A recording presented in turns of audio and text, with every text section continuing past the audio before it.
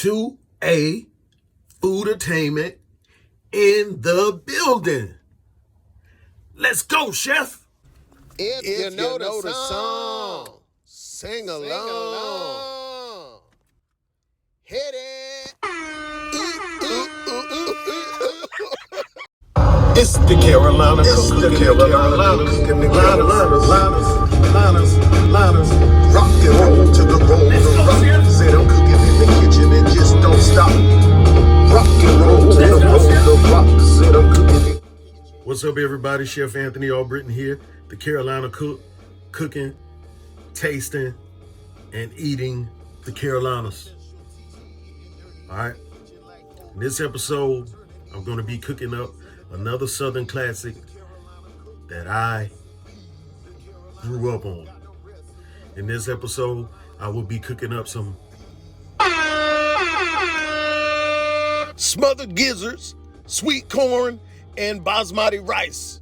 Southern playalistic soul food. Once you get on it, you can't get off it. Let's go, Chef. That might be a little too country for some of y'all. But let's take a trip inside of my mind and see how I did it, okay? Let's go, Chef. All right, y'all. First, let me explain why there's only one turkey drum in the pot. That's because this is a personal meal. This is something I'm cooking for myself, okay? No one else is eating this but me. All right, this is my treat to myself. All right, so I'm going to start by boiling one smoked turkey drum in some hot water. I let it boil for about 30 minutes or so or more. I lost count until it started to shrivel up a little bit and began to get tender. Then I put the lid on the pressure cooker to finish it off. So basically, I'm putting it off in the pressure cooker, sealing it up, letting it pressurize and cook on reserve until I'm ready to add it to my veggies. This habit of putting meat in my veggies came from my mom because she never really cooked any type of beans or anything, greens or anything without putting meat in it, some type of ham hocks, pigtails, bacon or something, you know? All right, I'm starting with some chicken gizzards that I cleaned in vinegar and water. And I'm going to start by seasoning them with some adobo all-purpose seasoning.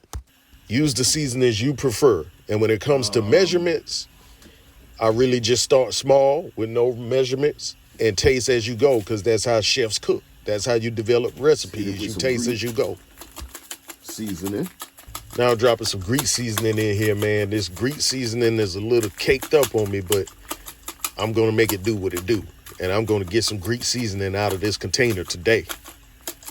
I just like the taste of Greek seasoning in my food, y'all. So I pretty much put it on everything. I put that stuff on everything. It's kind of caked up there and running low. I gotta re-up on that Greek seasoning. Gonna hit it with a little soul food seasoning.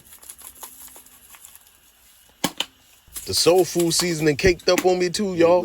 See, the problem is, in my mobile kitchen, the moisture causes my seasonings to cake up. It's not because the seasoning is old. It's a small space, so the moisture affects my seasoning. So you want to be careful where you store your seasonings at, all right? Little black pepper.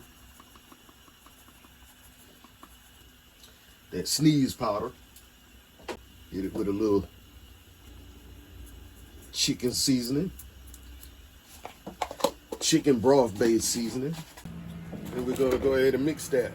If you have that kind of time or want to utilize that type of time, you can boil your gizzards for about 2 hours or so, before you prepare them.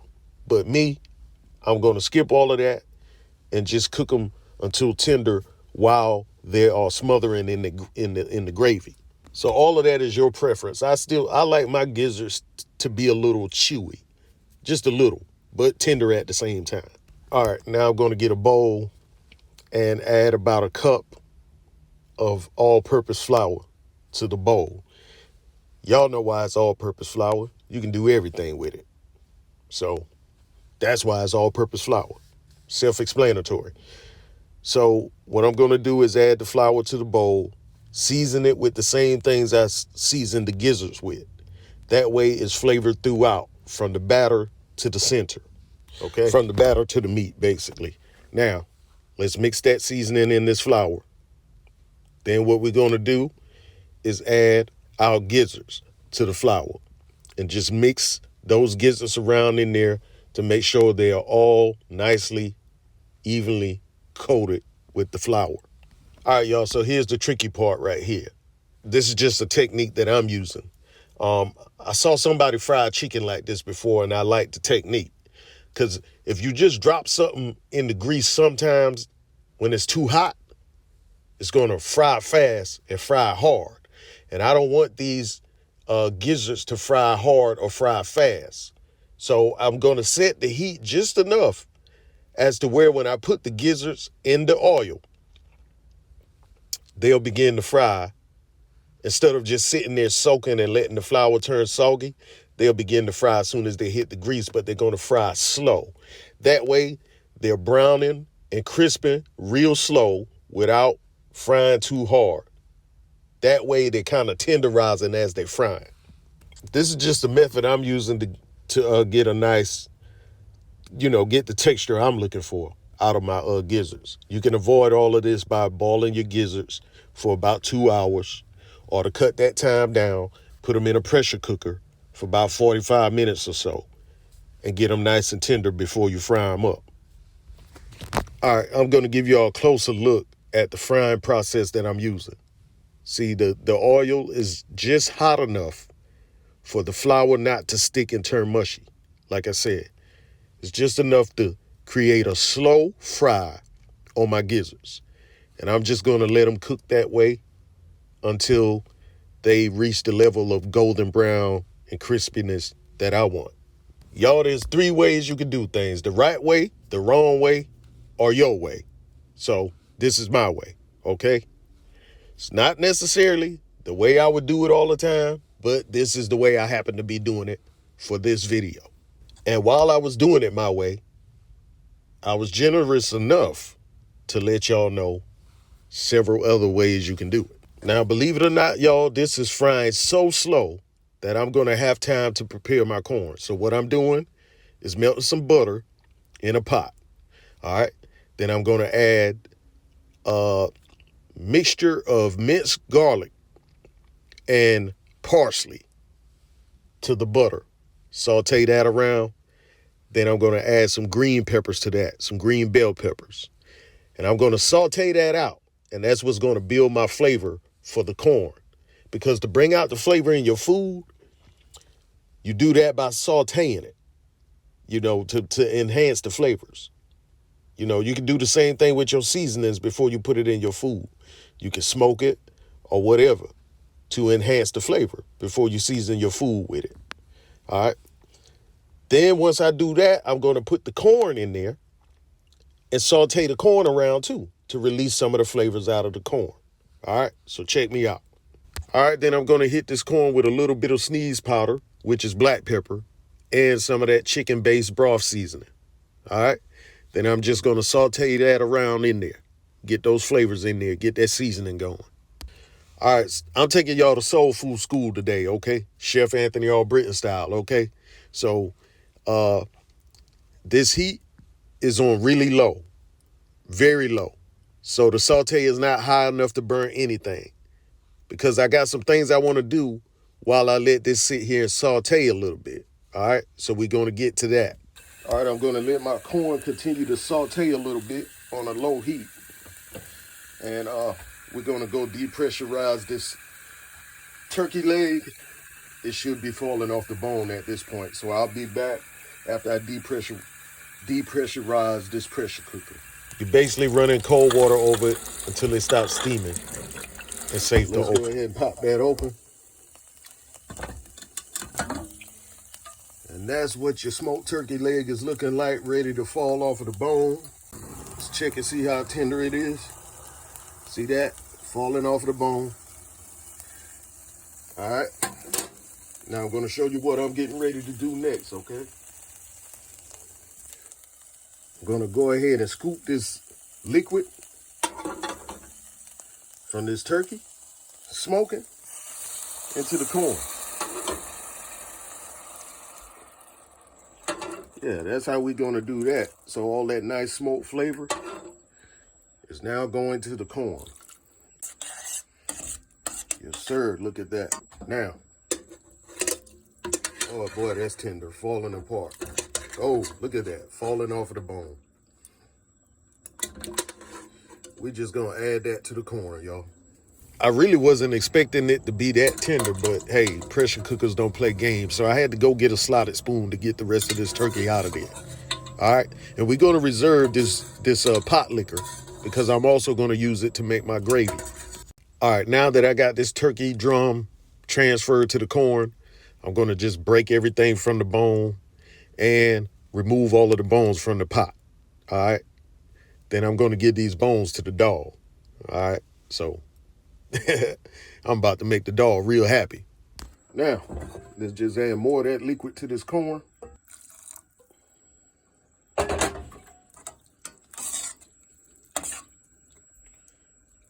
And just let that, you see that?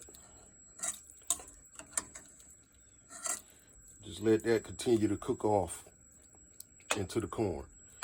Let those smoke flavors from that turkey incorporate into that corn.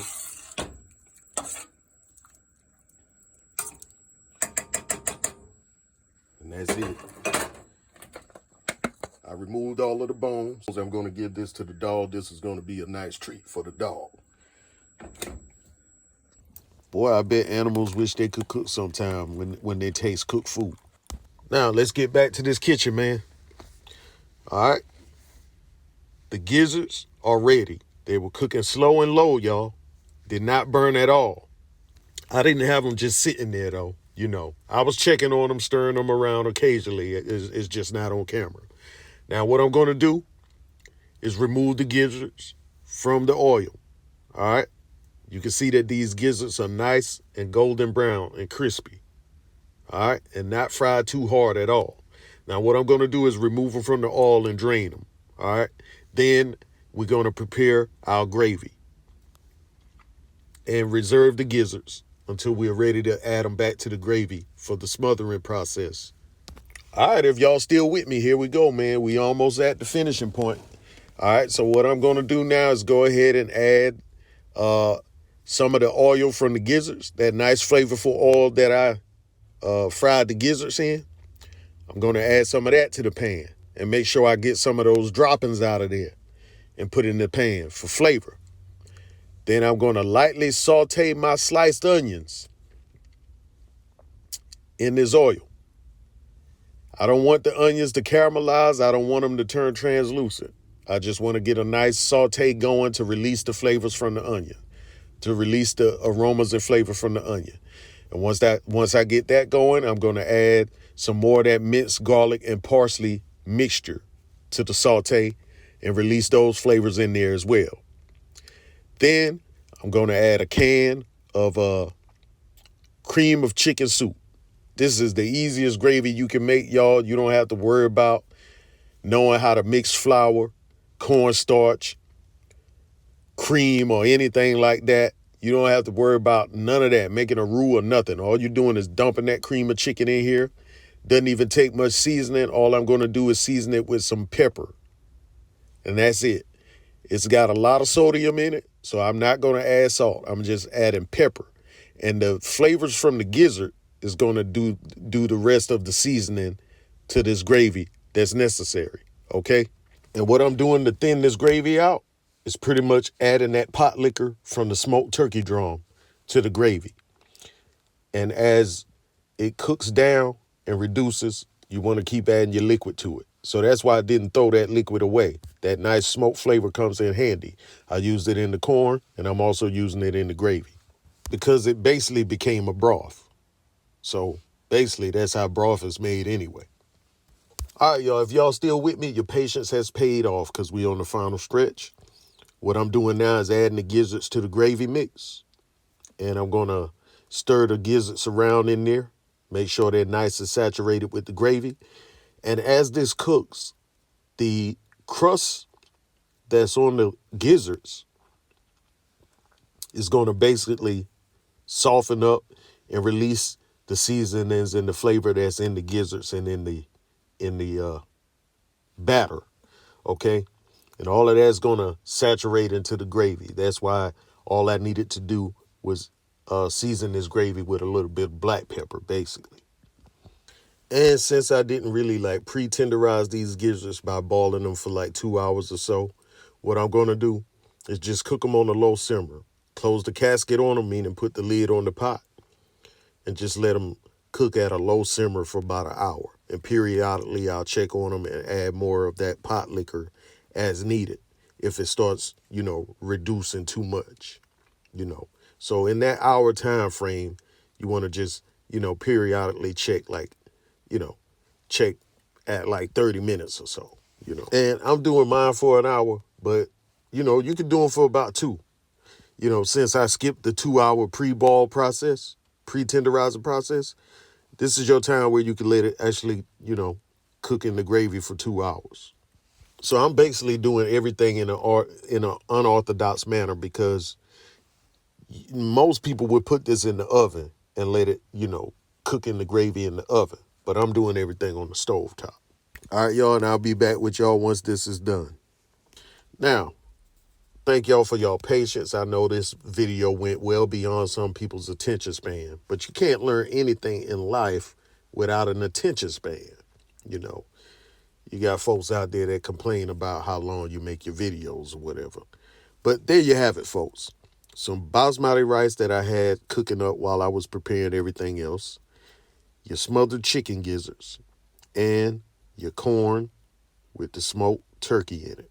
And y'all, what's cooking if you're not eating it? So let's get a taste of this, man. Just some good old Southern playalistic soul food right here, y'all. And those peppers and everything really gives the corn a good flavor, man. Everything is busting. Yeah. Thank y'all for watching. And just remember that whatever you're doing in life, when it comes to doing anything, just keep trying. Die trying. That way, you'll at least die happy.